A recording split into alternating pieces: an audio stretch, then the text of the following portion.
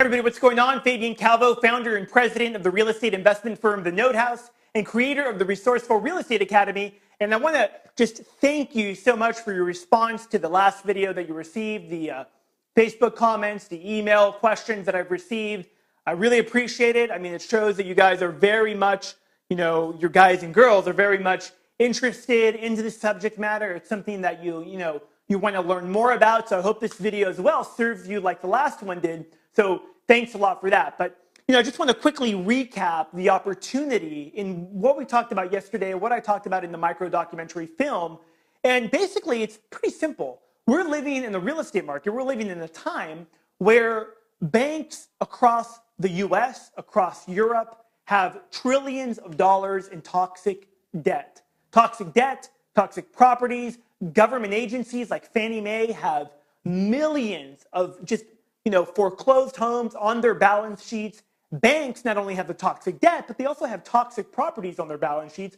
All of them need investors that can build a rapport with them and help them sell these assets. And the truth is that, we were doing some research, and we came to the conclusion that 90% of investors, 90% of them are not approaching banks, hedge funds, financial institutions as a source of deals to find additional inventory. It's unbelievably amazing. People that have purchased the Resourceful Real Estate Academy, I believe, really fall into the 5%, 1% of real estate investors that understand the market has fundamentally changed. Best practices of the 28th century are no longer best practices today.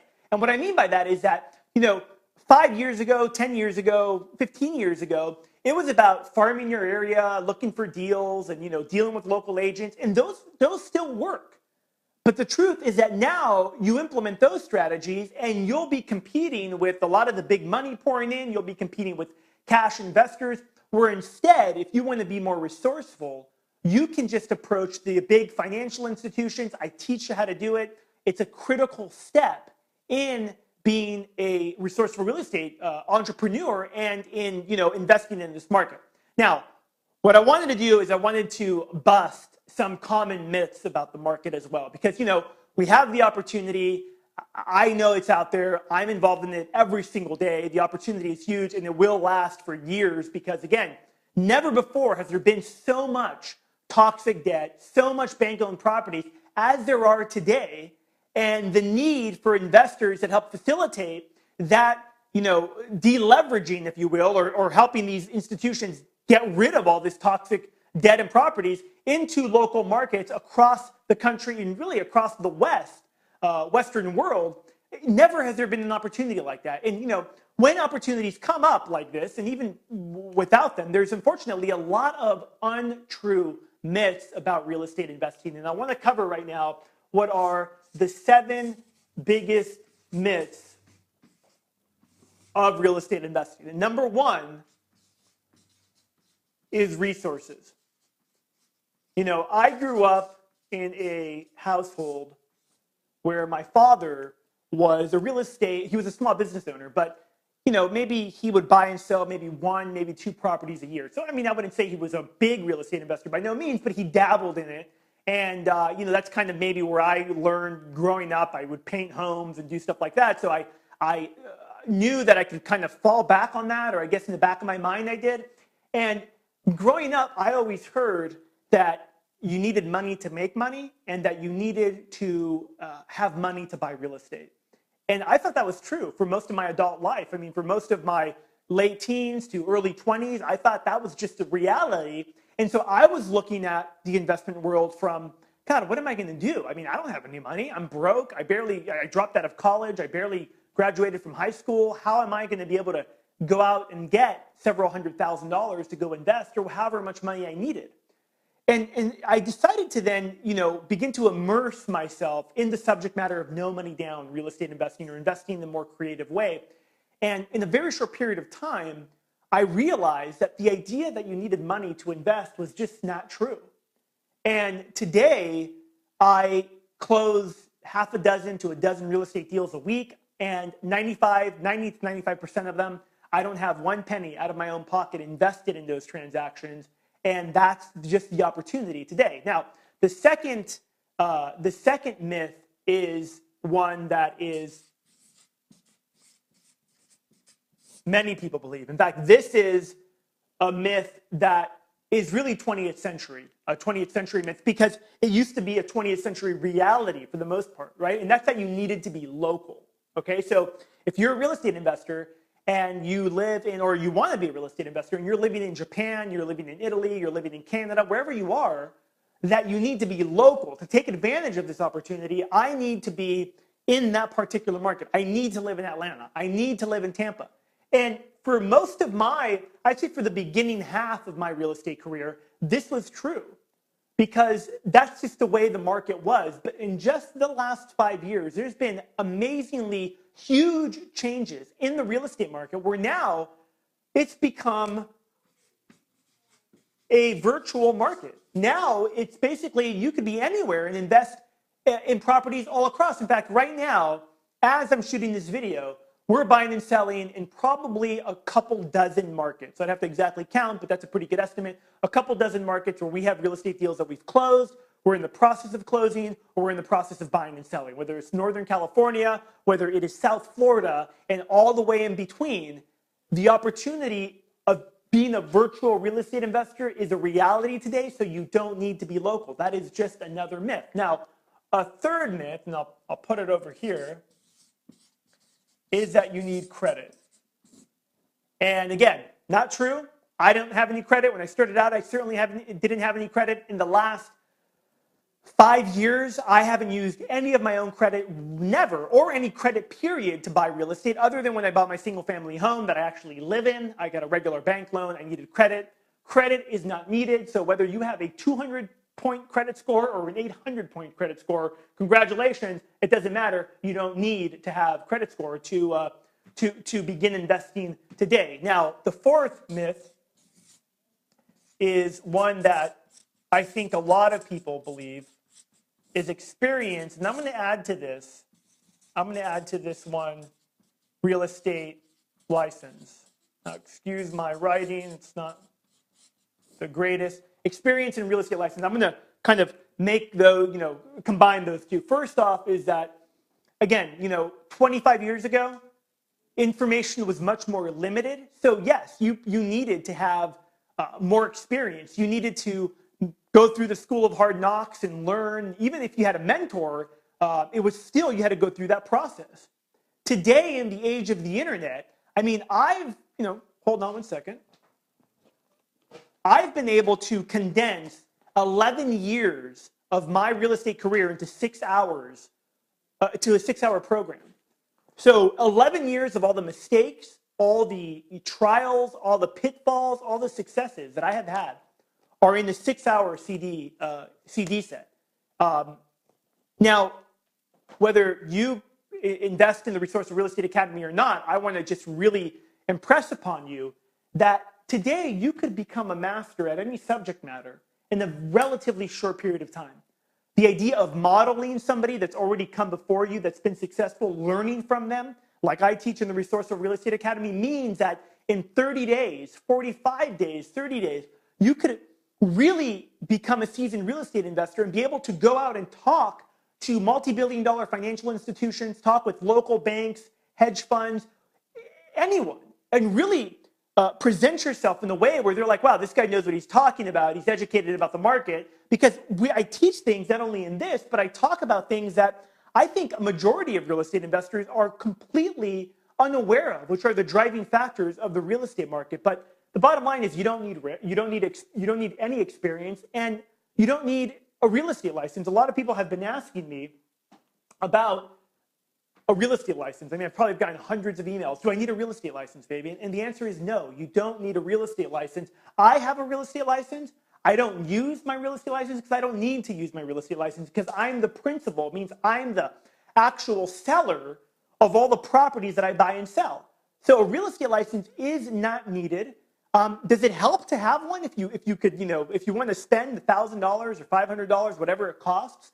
I mean, it doesn't hurt to have one because it's just another way of monetizing the deal, but it's certainly not something that is needed, okay? Now I'm going to put up here number 5. Excuse the, jumbled craziness here, but number 5 is risk and debt. I will add these two together. There's the idea that you need to have risk or that you need to take on long-term debt. Again, it's not true. I mean, look, risk I would associate with if I decide to buy a property and hold it long-term. I decide to do that with some properties, put a tenant in them, rent them out, and that's fine. You do assume some risk for that. That's why you have insurance.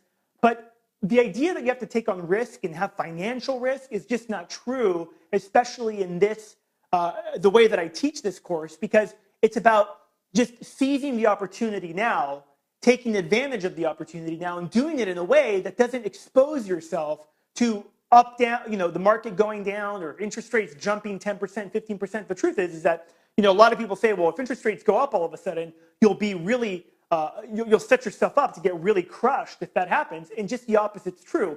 Because you're not taking on any risk, if interest rates go up 15%, 10%, whatever, you'll be an educated, seasoned real estate investor, and you'll be able to really take advantage of that correction in the market or that. So, educating yourself and really developing mastery helps you completely take the risk out of the equation. The other point that I'm adding here is that the other myth is that you need to take out long-term debt. I think I've kind of covered this one already with credit, because if you don't need credit, how are you going to take out long-term debt? And just the truth is, you don't need long-term debt. You don't need any debt, because again, you're structuring these deals in a way where you're a facilitator more so. And it's just one of the ways. I mean, I cover many different ways of how to monetize this market, but it doesn't require any debt or any risk. Now, here's another one, and these are really in no particular order. Number 6 is that banks or hedge funds won't talk with you. So banks or hedge funds won't take you serious. In fact, a lot of people have asked me, Fabian, I'm just a regular, guy, or I'm just a, I'm a stay-at-home mom. I mean, a bank's not going to take me serious. They're going to be like, leave me alone. I can't tell you how untrue that is. I mean, again, at the beginning of this video, I talked about how we live in an age where there are thousands of banks, literally thousands of banks in America and across the world, across the West, really, that need to sell assets. In fact, over 1,000 banks in America have been mandated by the federal government to sell their toxic debt and bank-owned properties, usually at a steep discount, and they welcome people. In fact, the very fact that you take a step that 90% of real estate investors do not do. 90% of real estate investors are living in the 20th century model of investing in real estate, meaning that they don't, they're in their market, they're acting locally, they're waiting for the agent to bring them a deal, or maybe they're sending out a few postcards locally. There's nothing wrong with that. That works to a certain extent, but it doesn't allow you to really catapult yourself to the next level. By calling banks and calling hedge funds, they immediately recognize this person must know what they're doing, because they're going straight to the source of the toxic debt. So these institutions, when you call them up, already you've set yourself apart from the pack. And to them, it signifies, okay, this person, has a high level of comprehension about the state of the market. And that means a lot about you. So it simply comes down to developing a very simple script that you can use in talking with these institutions to really come across and convey your professionalism, that you really have a handle on the market. So these institutions will talk with you. They will deal with you. And the 7th myth, and it's not so much a myth, but I want to mention it because I think it's important, is scams.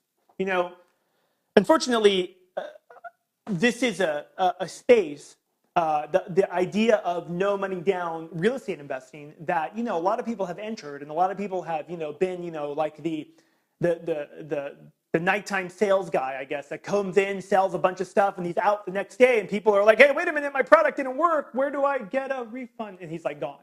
Okay? I understand there's scams in this market, and most of those people don't offer a money-back guarantee. Most of them don't make themselves available like I do. I mean, I talk to my students on the phone, people that buy this program, I interact with them. I want to help them succeed in this market because the opportunity is so huge that I think there's just more than enough to go around. Now, after all these myths being dispelled, even with all this, the number one problem, the number one challenge that most people face, saying once they've committed themselves, they're like, okay, I get it. I can do this. I'm going to get started. I think the number one thing for most people is the resources. They don't have the money to get started, right? So here's a very quick tip that will help you get around that idea, and it's the concept of the best buyer.